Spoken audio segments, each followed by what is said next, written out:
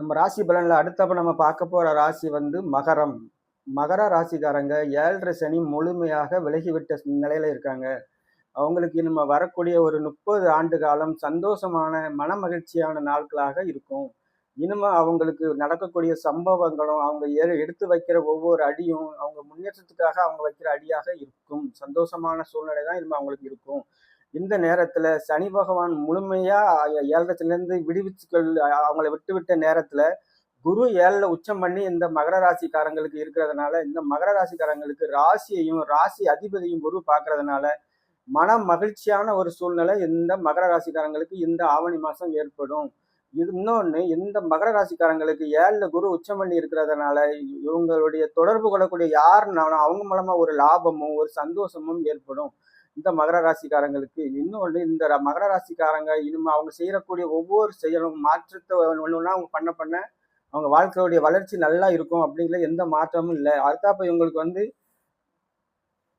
இந்த இந்த மாசம் 2ஆம் தேதி முதல் 10வது வீட்டுல சுக்கிரன் ஆட்சி பெறதுனாலையும், 7ஆம் தேதியிலிருந்து, அதாவது 2ஆம் தேதி 9வது மாசத்துல சூரியன் வந்து ஆட்சி பண்ணி சுக்கிரன் ஆட்சி பண்றதுனால இந்த மகர ராசிக்காரங்களுக்கு 10வது வீட்டுல சுக்கிரன் ஆட்சி பண்ணி மாளவியா யோகத்துல இருக்கிறதுனாலையும், 9ல புதன் உச்சம் பண்ணி ஒரு புத்தி கூர்மையான புதாத்தி யோகம் இருப்பதனாலையும் இந்த மகர ராசிக்காரங்களுக்கு இந்த மாசம் ஒரு பொற்காலமான மாசமாகவே இருக்கும். அவங்க யாரை தொடர்பு கொண்டிருந்தாலும், பெண்களாக இருந்தாலும், பெண்கள் ஆண்களாக இருந்தாலும், இவங்களுடைய தொடர்பு பெண்கள் மூலமா ஆண்களாக இருந்தால் நல்ல வருமான சூழ்நிலை ஏற்படும். பெண்கள் சம்பந்தமான தொழில் பண்றவங்களுக்கு இந்த மகர ராசிக்கு சுக்கிரன் 10ல ஆட்சி பண்ணி இருக்கிறது ஒரு நல்ல நிகழ்வாக இருக்கும்.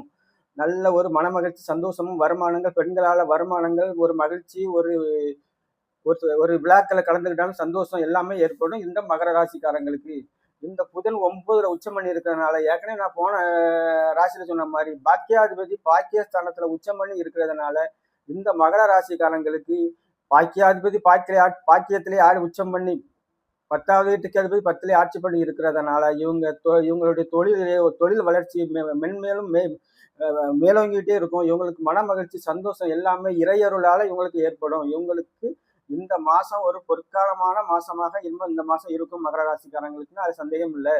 சரி, இந்த மகர ராசிக்காரங்களுக்கு சந்திராஷ்டமம் அது என்னைக்கு அப்படின்னு பாத்தீங்கன்னா, 8ஆம் தேதியில இருந்து 10ஆம் தேதி வரைக்கும் இந்த மகர ராசிக்காரங்களுக்கு சந்திராஷ்டமம். அந்த நாள்ல 8வது வீட்டுல சூரியன் ஆட்சி பண்ணி இருக்கிறதுனால இந்த சந்திராஷ்டமம் அன்னைக்கு ரொம்ப கவனமாக கேர்ஃபுல்லா இருக்கணும் அப்படிங்கிறதுல எந்த டவுட்டும் கிடையாது.